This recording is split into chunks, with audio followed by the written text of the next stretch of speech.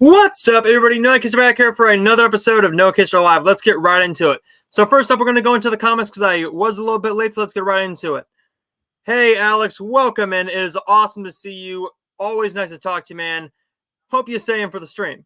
Let's get right into it. We got a lot to talk about, and we're going to start off with this. Terrifier 3 hits big at the box office. So Terrifier 3 was the big film opening this weekend in theaters, and I was not expecting it to do this well. This movie really outperformed what I thought it could do. I thought this could do maybe $10 million opening weekend. Well, instead, this is coming from Variety, and Variety is reporting that Terrifier 3 surprises.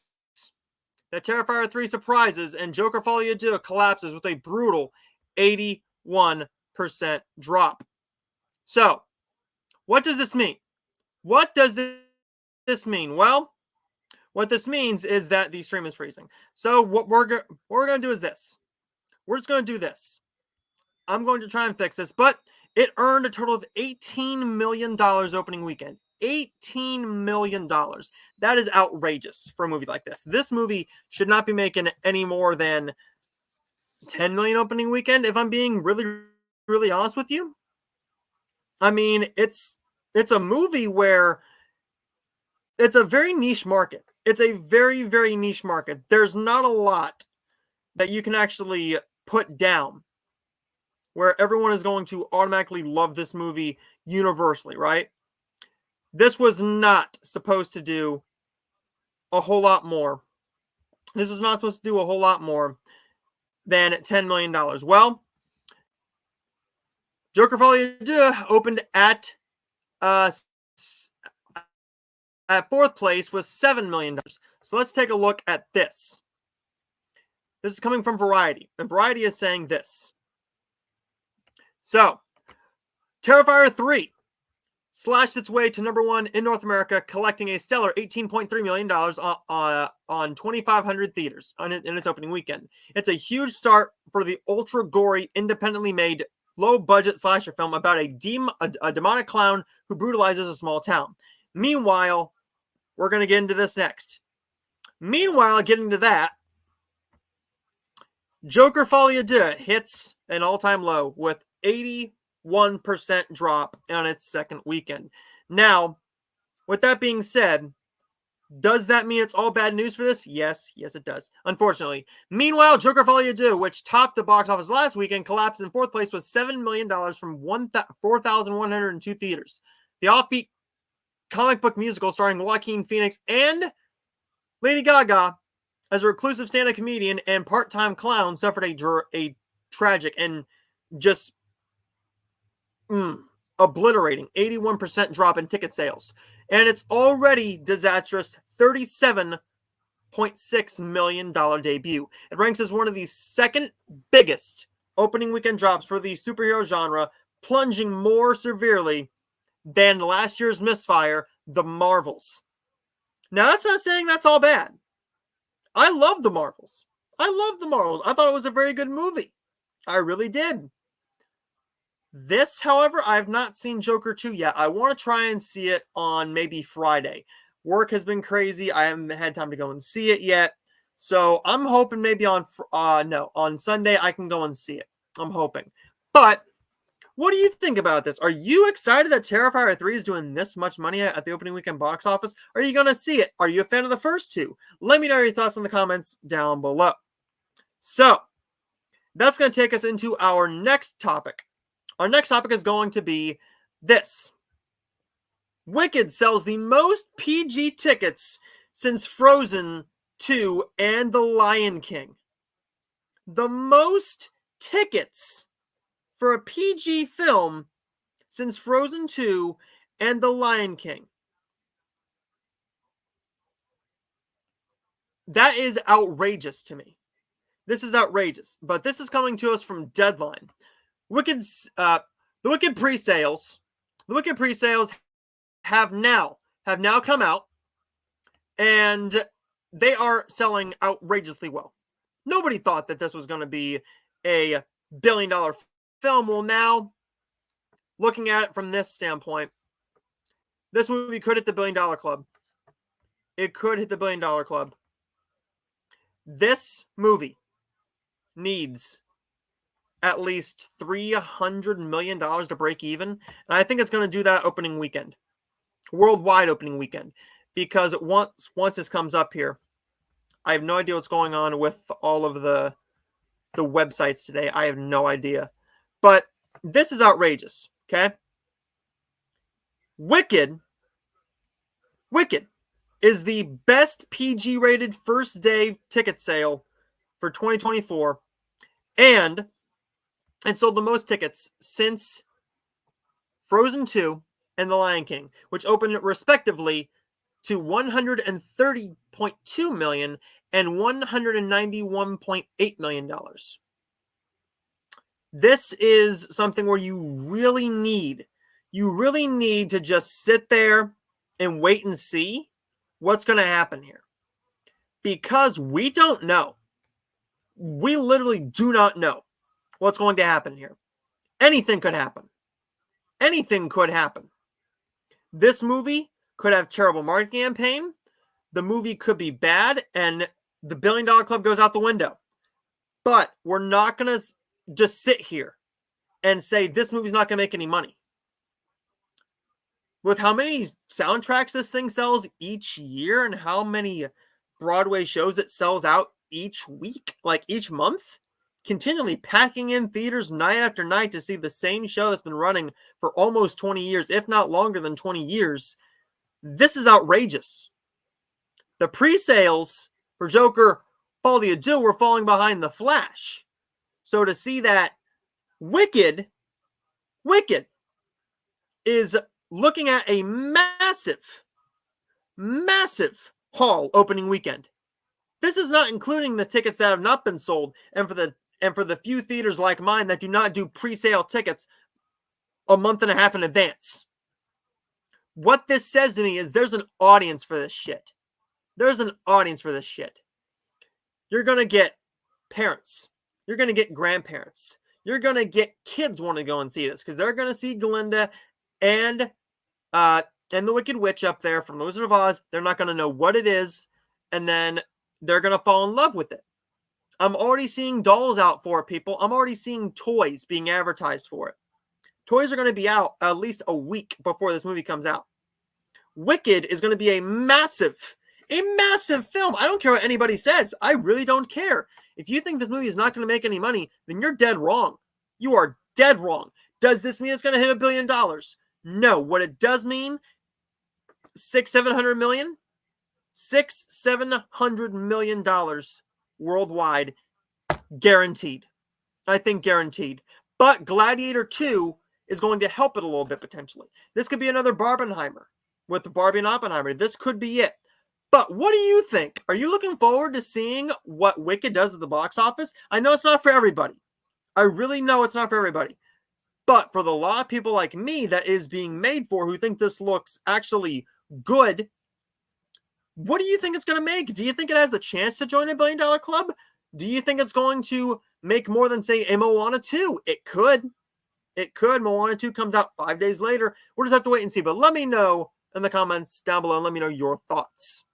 We're going to go into the comments very, very quickly. And it is Sav. Hello, Sav. It's awesome to see you. Has the Joker become a joke? Yes, it has become a joke. This movie is not going to make a whole lot of money. It is dropping on digital in 2 weeks from today, on October 29th. That's a joke. This is a joke.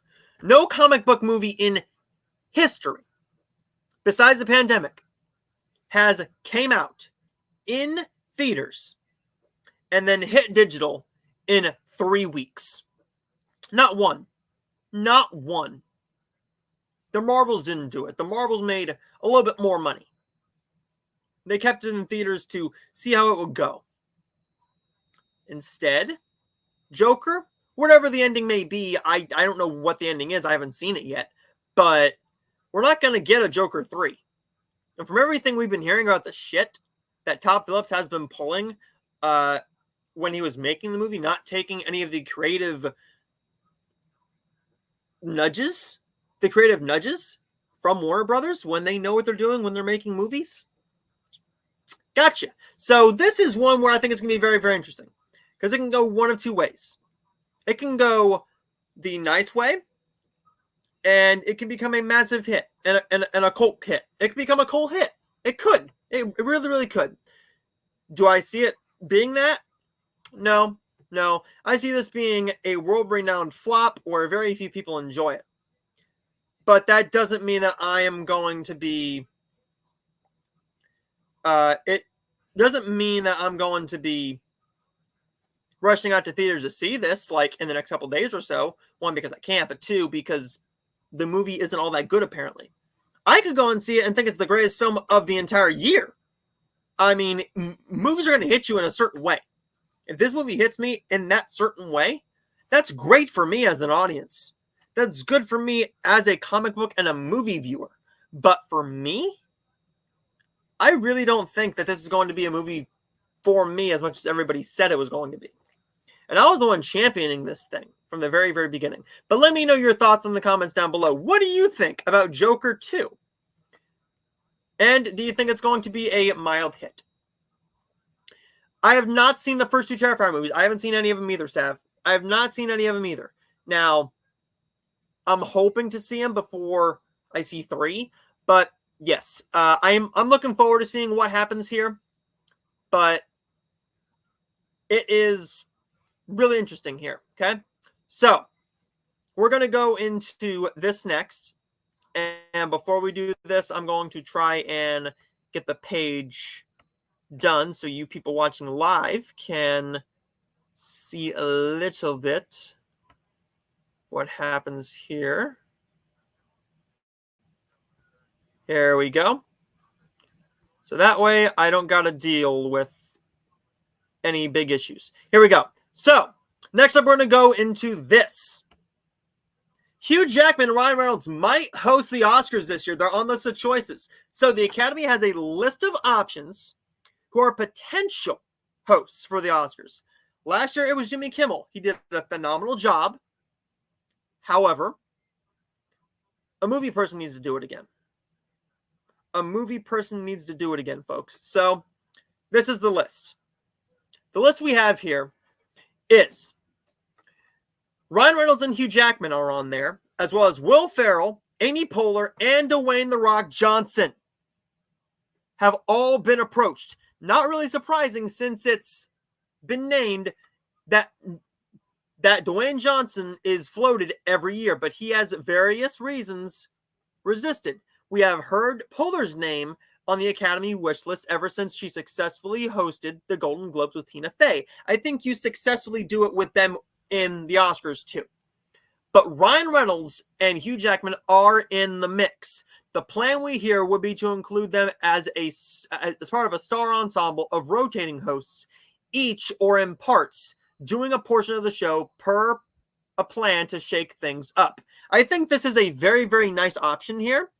I really think this is the way you go. This is the way you go.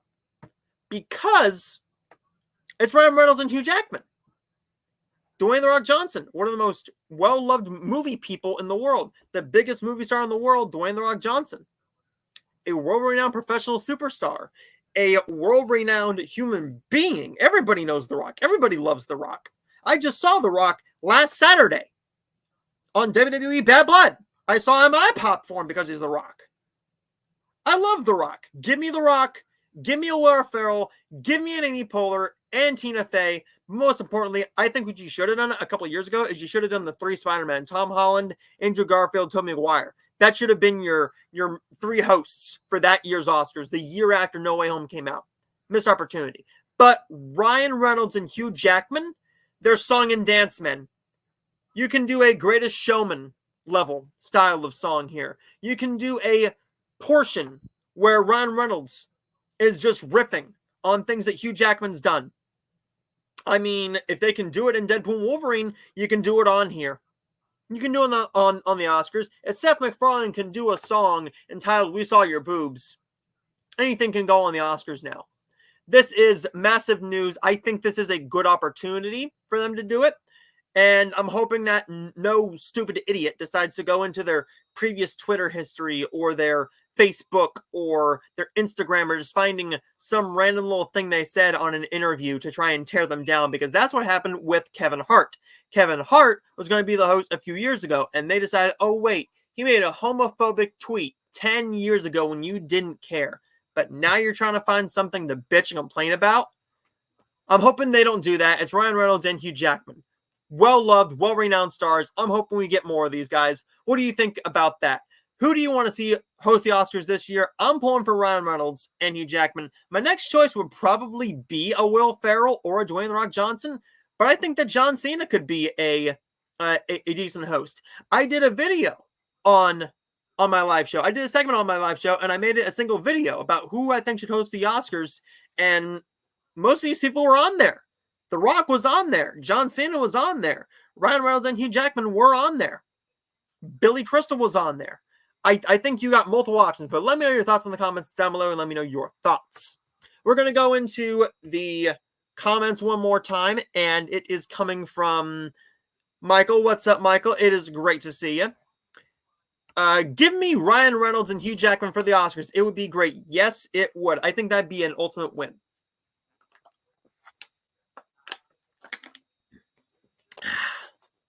Wicked is not my cup of tea. See?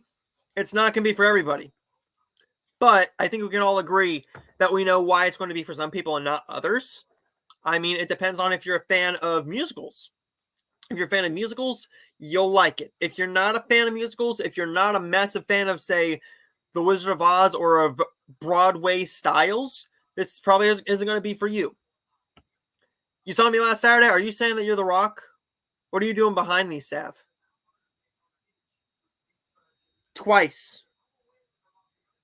What are you doing behind me?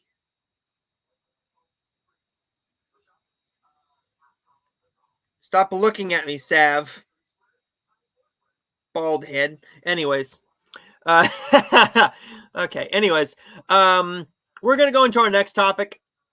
And it's our last topic for this one. And that is going to be Venom 3 is called Wonderful and tracking at $70 million opening weekend. So, next week, next Thursday, Venom 3 comes out. Venom 3 comes out, and it's going to be one where it's going to go one of two ways. Ready? This movie has a good opportunity, a very good opportunity to be a hit or a miss. And right now, it's looking like it's going to be a little bit of a miss for them. That's not saying it's a massive drop, but let's take a look at this. So this is coming from a Marvel artist. So they work for Marvel. Take this with a grain of salt. While we await the review embargo to lift on the highly anticipated Sony Marvel sequel, Venom: The Last Dance, comic book artist, writer, and the creator of Venom, Villain Cole, who is all set to make his big screen debut in the follow-up, has now taken to Twitter to reveal he has seen the movie and it's wonderful. Ryan Stegman, who has written for several major Marvel characters, including She-Hulk, X-23, Spider-Man, and Venom, the pair they recently took issue with the upcoming Venom 3, revealing that neither of them knew their character would be appearing in the movie. It seems that their criticism may have reached the Sony desks, with Stegman revealing that he has now seen the movie and sharing his reaction. I saw Venom: The Last Dance. It's wonderful. You guys are going to lose your mind. Cole, baby, Cole. So, is it Cole or Canole? I believe it's Canole. It's probably Canole. So, what does that mean for the box office? Well, this is something that is very interesting. Because if we take a look at what the past couple have done, which we will do here in just a minute. This is coming from comicbookresources.com. And comicbookresources.com is reporting this.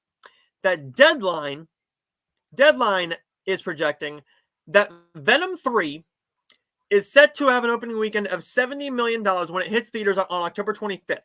Now, that's a massive drop from the $80 to $120 million that the Venom threequel was previously tracked during the late September timeframe. The change in the box office tracking also comes with with an unfortunate franchise record reversal. Under its previous tracking, The Last Dance was set to possibly surpass Venom: The Last Dance. Surpass Venom: Let There Be Carnage domestic star at $90 million to take the crown for the best opening weekend in the franchise. However, with the movie now listen to the wording here, only set to earn $70 million, that's lower than both Let There Be Carnage and Venom. So let's just see this. Ready? Let's just look at this for a second here. Think about the context here. Okay? What just happened? What just happened? We had Joker Folie à Deux. Okay? Look what happened last year. The comic book genre took a massive shit. The box office took a massive shit. This is what happens when a bad movie and bad word of mouth comes out about a comic book property.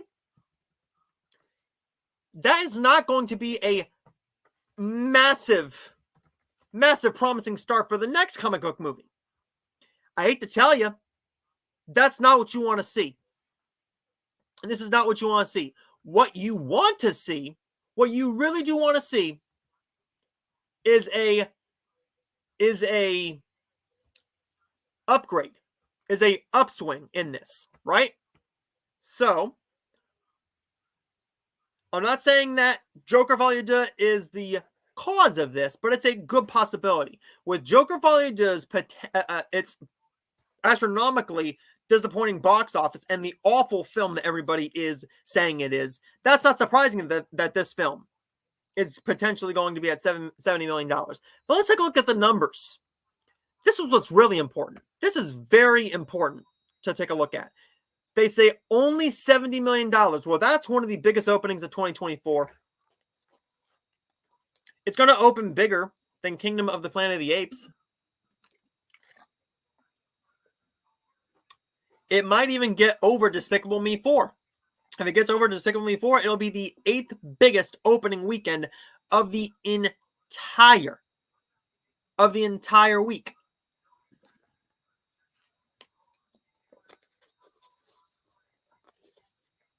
So, in the biggest weekends, let's take a look at this. And this isn't even opening weekends. This is opening weekend.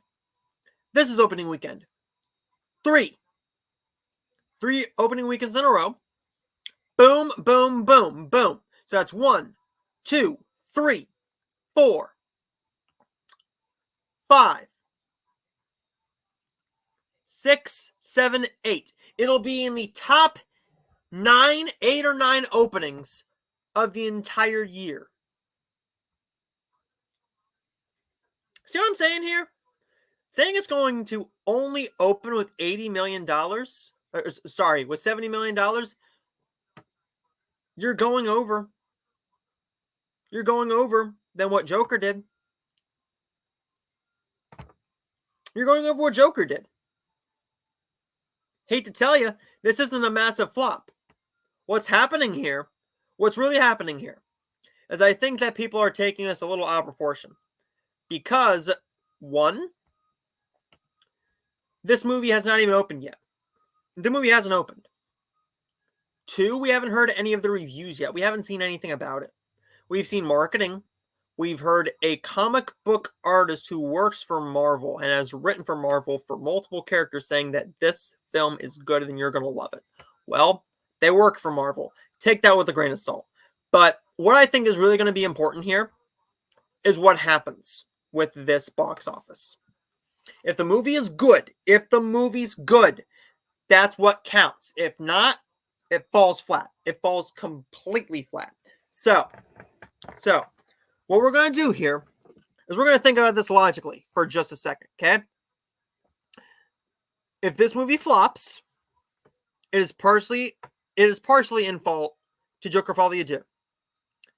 It's partially part of the decline in a box office in a comic book film that just happened to be Joker Folie à Deux. One needs to succeed for the other to succeed. if you see one comic book movie that takes you out of the comic book feel. You see what I'm saying here? But let me know your thoughts in the comments. What do you think is going to happen with the Joker, with the Venom 3, Venom Last Dance box office? Do you think it's going to go over $70 million? Do you think it goes to 80? Can it be in the 7th or 8th place of the biggest openings of 2024, or does it keep going down? We'll see what happens when the reactions come out. But let me know your thoughts in the comments down below, and let me know your thoughts. So, we're going to go into the comments because we do have quite a bit here. Michael says, it's my birthday today. Happy birthday, Michael. Happy birthday. I wish you happy birthday in the chat earlier. Celebrating with some NXT tonight. Yes, NXT tonight. Going to be an exciting show. Glad to see that Venom is tracking $70 million. It's going to do... I think it's going to do as good as the first two. It might not do as good as the first two because the first one opened at a high bar, but also it earned over $800 million.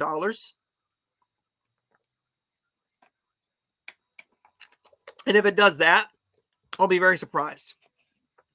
I think this has the potential to do $600 million, maybe $700 million.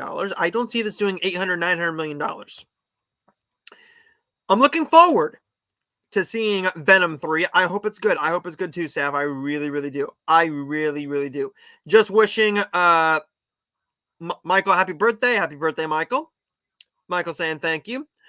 I was going to do a birthday live stream tonight since the guys are doing a watch along and you are live, I might make it another night. Definitely, yeah. I'm not sure how the watch along is going to go because of what happened in a couple people's lives earlier. We're going to see how that goes. I hope the live stream goes well. I hope people show up for the watch along. I won't be there because I will be editing the show, but also watching some TV myself. But yes, thoughts on the potential of seeing Cody and Gunther. So with Cody and Gunther, I think it's going to be a very, very good match. I think what you do here is you give it to Gunther.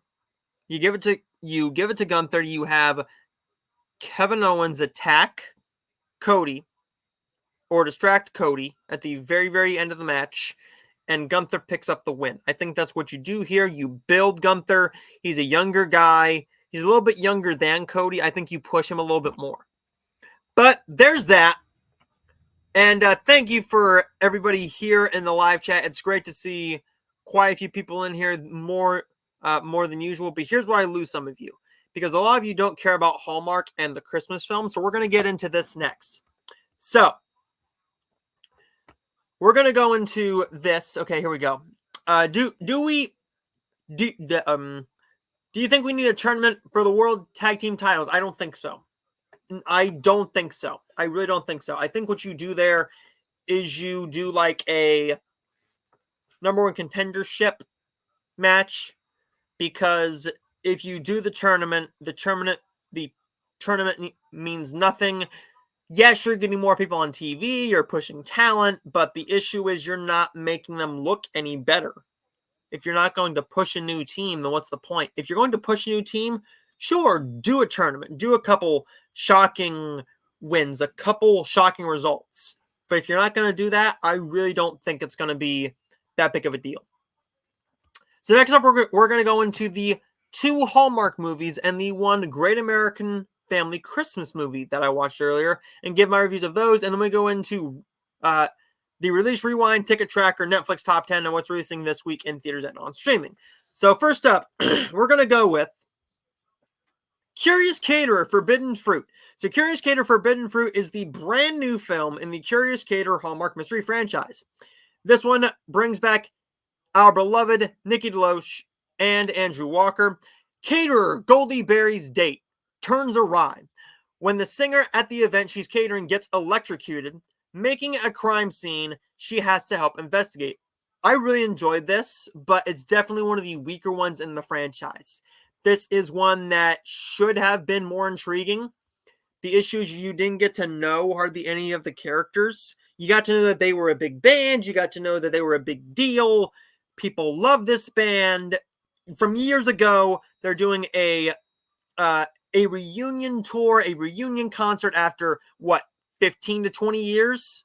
Somewhere around there. I think that's what you do, is you give us a little bit more with each character, and we didn't get to know the band beforehand. The issue also is you're not really leaning into the romance aspect that is so heavily favored between Andrew and Nikki, which we've seen in multiple films by now. We've seen them particularly in the romance films with something like a Sweet Autumn or something like that. This is something you do here. You focus on the romance, and they do a little bit. The issue is the romance is there. They don't do a good job of writing this and balancing the mystery at the same time. I wanted more, but that's not saying it's a bad film. The mystery could have been written a little bit better. I thought you could have shaved a little bit of time off and added in some more of the character development. I like seeing a little bit more of Goldie's daughter, because she's getting older. She's starting to go places. I'm enjoying this, and we do get a little bit more of her ex-husband there, a little bit of a tease. I really did enjoy this, but the issue is it could have been more intriguing with a few rewrites. I wanted more. Not a great film in the franchise, but definitely not an awful film overall. I think that this is pretty solid, and I'm going to give Curious Caterer Forbidden Fruit 3.5 out of 5 stars. Let me know your thoughts in the comments down below. Have you seen Curious Caterer Forbidden Fruit? Let me know your thoughts in the comments down below. Next up, we're going to go into this one. Haunted Wedding. So Haunted Wedding is the brand new Hallmark romance film starring Janelle Parrish. And Janelle Parrish, this is not her first venture into the Hallmark scene.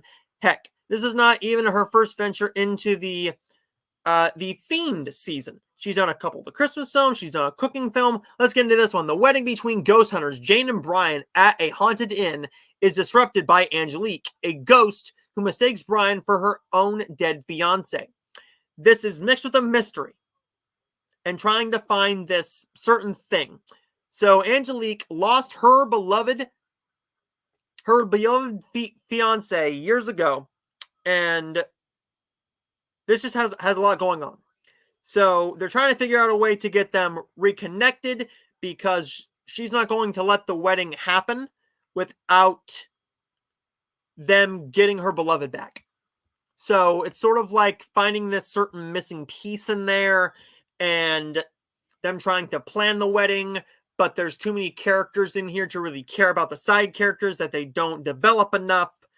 And the movie should have been a lot more interesting than it actually was. This was a massive disappointment. I know people are going to love it, but this just felt like another version of 3 Bed, 2 Bath, 1 Ghost, a better version of this story, which came out last year with Julie Gonzalo and Chris McNally. I thought this should have been a lot better actually, but I wanted more. I think this should have been a lot better. The costume design was great. The chemistry was there. It's just there was too much going on. There was too much going on, and you shouldn't have done this story. I think you should have leaned more into a paranormal investigator type of a film, but maybe that would have gone too dark for Hallmark. I'm not quite sure, but I think you should have done that. I really think you should have done that. It's a missed opportunity. Really should have been a lot better, but I don't know, guys. What do you think? Are you a Hallmark fan? Are you going to sit down and watch this? Have you seen Haunted Wedding? If so, let me know your thoughts in the comments down below, and let me know what you thought about it. Let me know your thoughts. Next up, we're going to go into the final review for this, and then we're going to go into the comments. And the final review is going to be a bit of a longer one than our last two, and that is going to be for Christmas Wreaths and Ribbons. So this is the brand new and opening film for Great American Family Christmas, for Great American Christmas.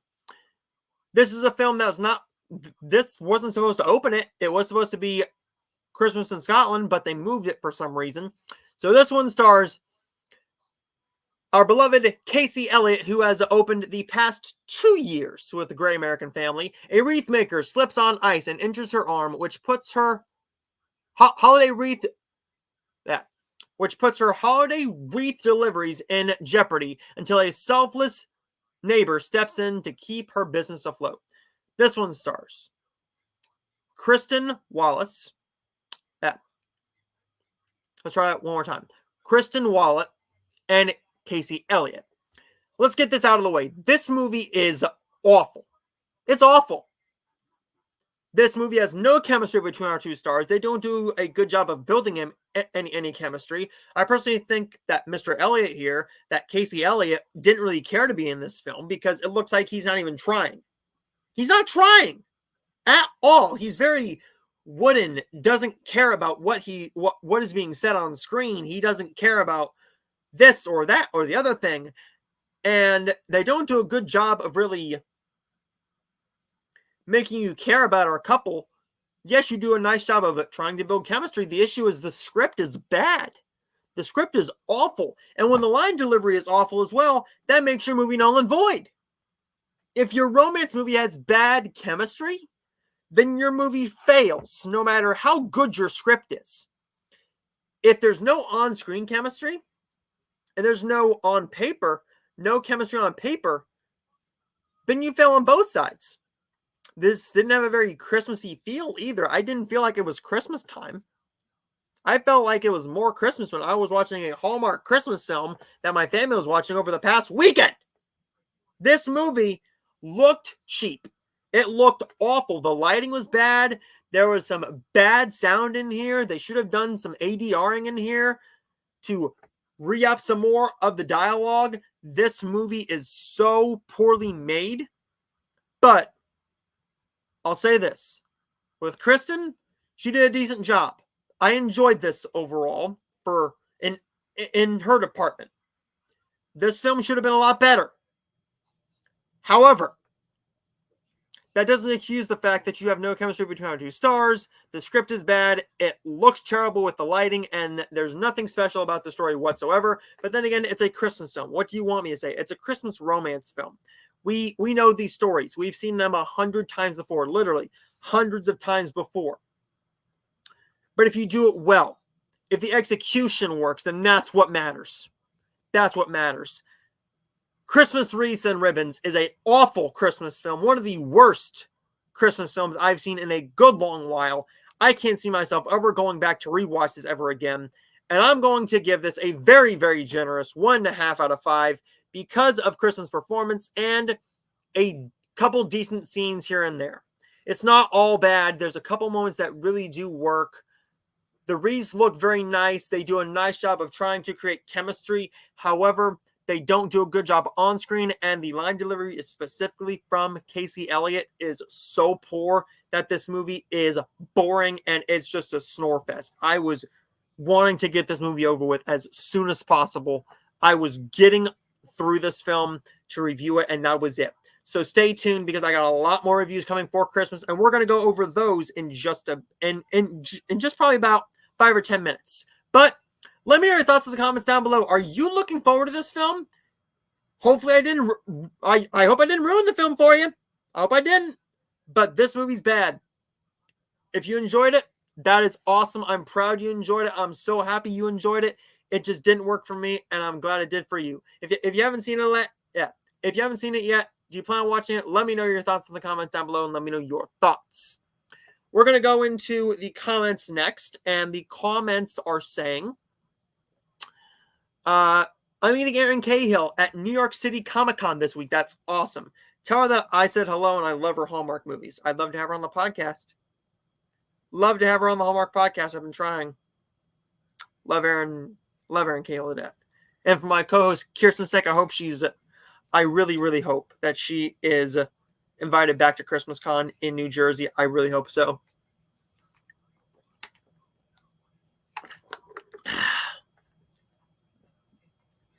I saw Saturday Night on Sunday, and I enjoyed it. Definitely check it out. Definitely check it out. I will check it out when it comes out to digital, because my theater is not playing it. My theater is getting Smile 2 this week and getting rid of The Wild Robot. And then next week they're getting Venom. So, and then the week after that, I have no idea.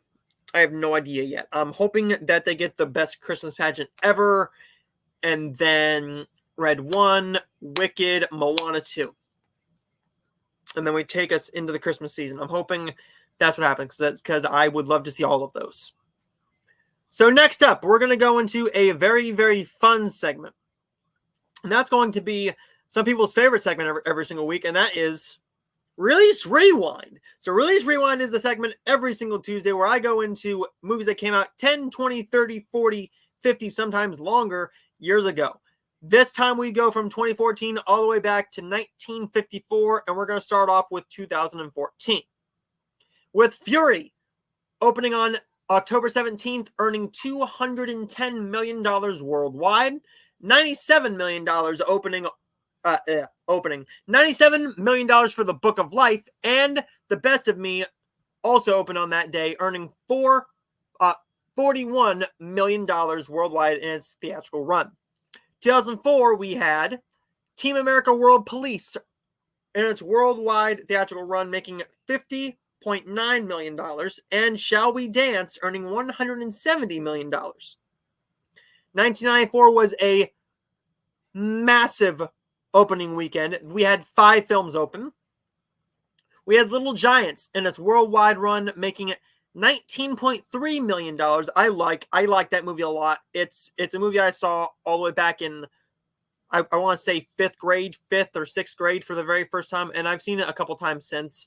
The DVD is still out of print, I believe. Wes Craven's New Nightmare opened that same day, October 14th, 1994, making $18 million worldwide. And Exit to Eden earned $6.8 million worldwide. But here are the big ones.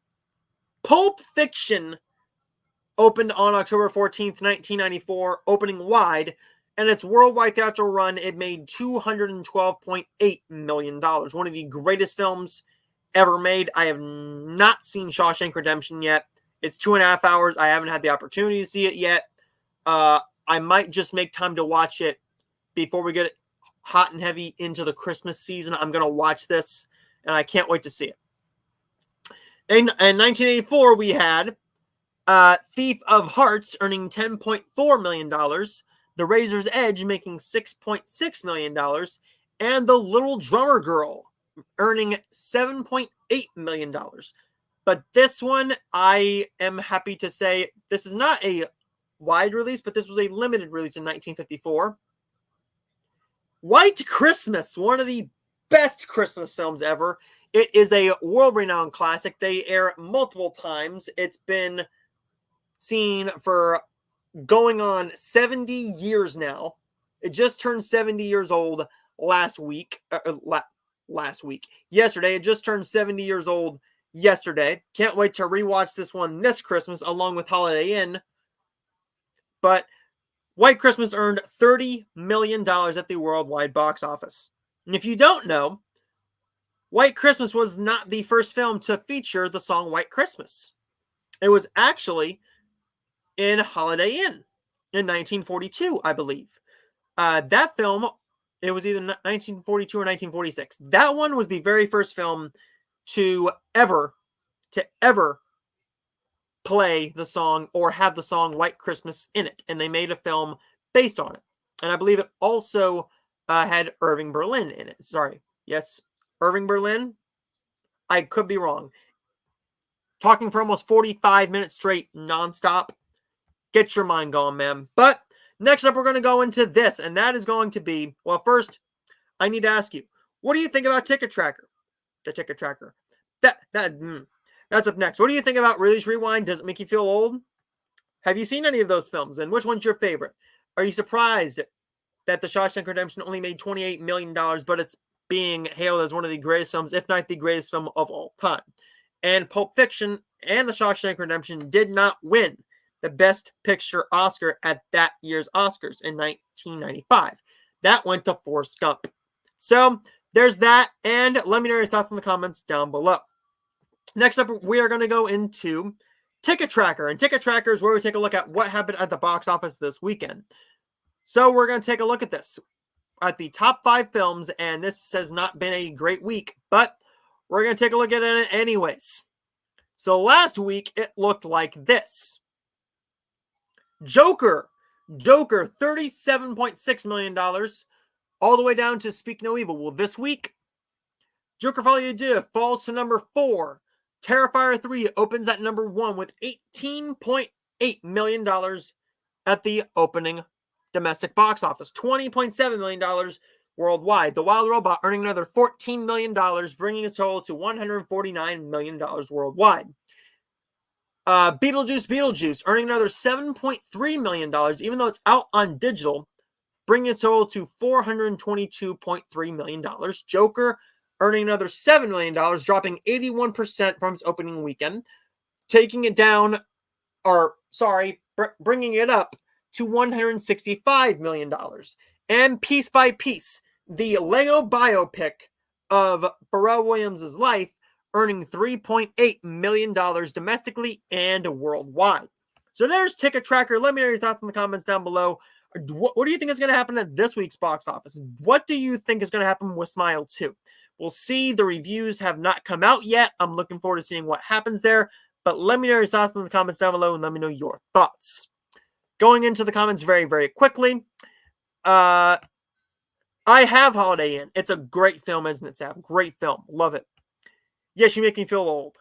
That's what I'm here for.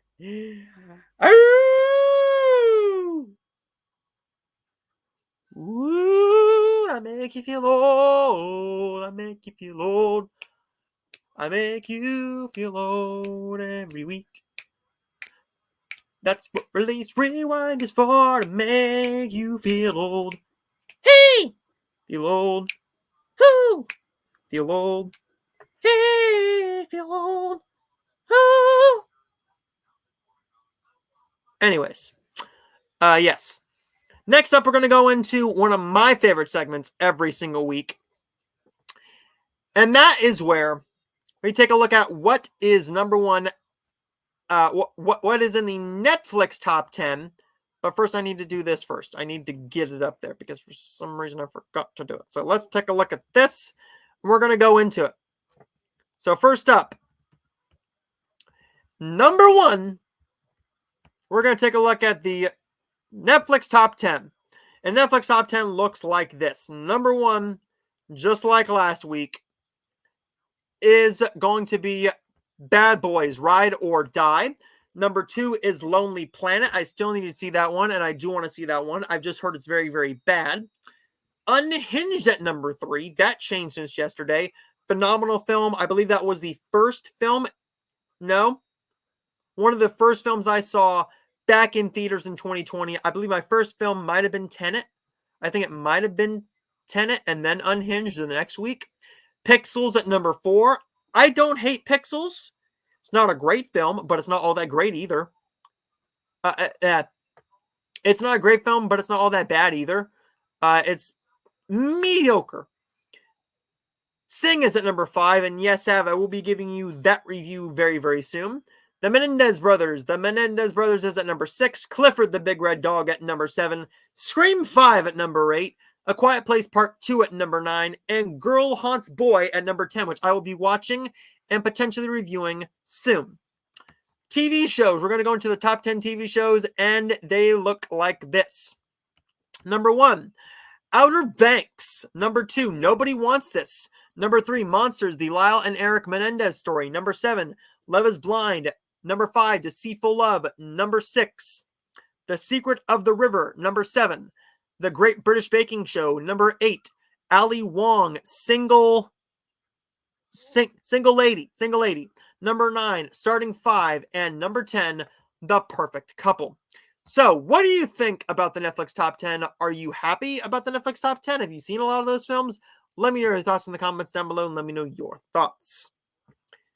Sav says, thanks for making me feel old. You're welcome.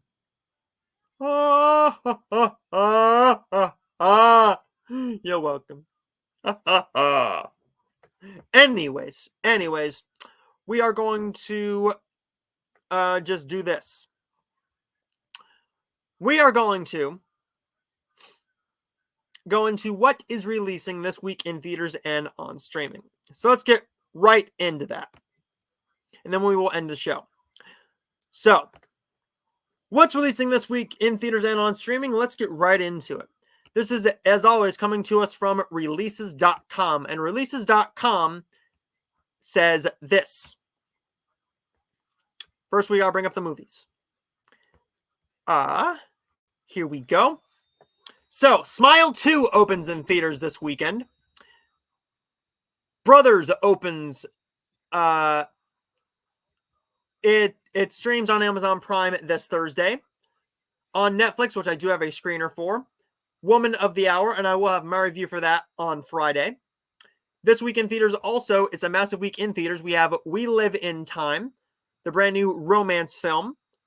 The brand new romantic drama starring Andrew Garfield and Florence Pugh. Honora also goes to theaters. Stream comes to VOD, a lower budget film with David Howard Thornton, and also, I just lost his name. Tim Curry. Tim Curry's in it. Yes, Tim Curry. Just looking at a few other things here. Looks like it's just Woman of the Hour and Brothers on...